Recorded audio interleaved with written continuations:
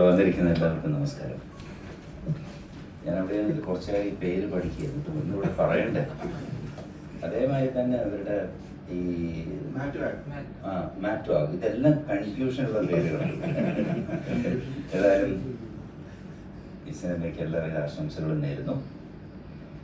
എന്നെ സംബന്ധിച്ചിടത്തോളം എനിക്ക് പുതുമുഖങ്ങളുടെ സിനിമ എന്ന് പറഞ്ഞാൽ വലിയ ഇഷ്ടമാണ്. കാരണം ഞാൻ നിർമ്മിച്ച സിനിമകളിലും ഞാൻ സംവിധാനം ചെയ്തിട്ടുള്ള സിനിമകളിലൊക്കെ അധികവും വലിയ സ്റ്റാർസിനെ വെച്ച് ഞാൻ ചെയ്തിട്ടില്ല.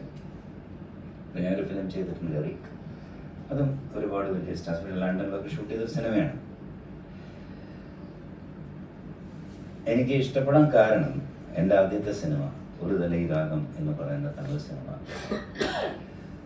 എല്ലാം പുതുമുഖങ്ങളായിരുന്നു. തമിഴ് സിനിമയാണ്.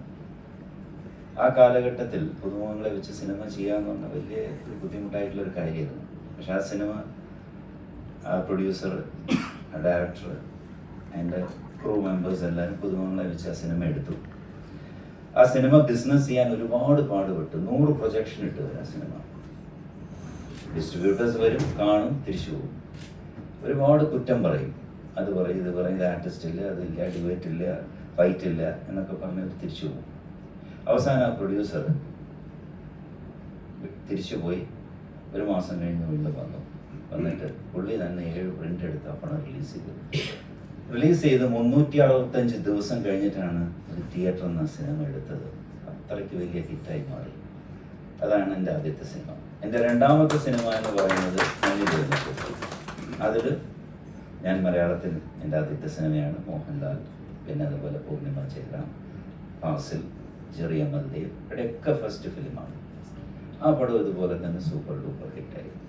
അപ്പോൾ നല്ല കഥ, അതുപോലെ തന്നെ നല്ല മ്യൂസിക്, 3 പാട്ടുണ്ടെന്ന് പറഞ്ഞു, നല്ല മ്യൂസിക്, ഹ്യൂമർ എല്ലാം ഉള്ളൊരു സിനിമയാണെങ്കിൽ തീർച്ചയായിട്ടും നമുക്ക് സക്സസ്ഫുൾ ആവാം. നല്ലൊരു കഥയും വേണം. പിന്നെ ഇന്നത്തെ കാലത്ത് സിനിമ ഇറക്കിയാൽ നല്ല പ്രൊമോഷനും വേണം. ആ പ്രൊമോഷനും കൂടി ഉണ്ടെങ്കിൽ നമുക്ക് വിജയിക്കാം. സിനിമ, നല്ല സിനിമ എല്ലാവരും തിയേറ്ററിൽ ഒന്ന് കാണും. അതാണ് എൻ്റെ വിശ്വാസം.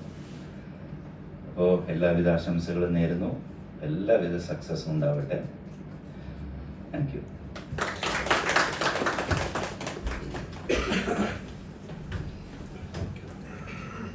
Thank you Shankar sir.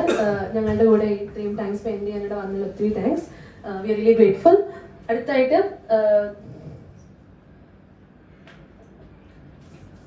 Zone Seenulal sir.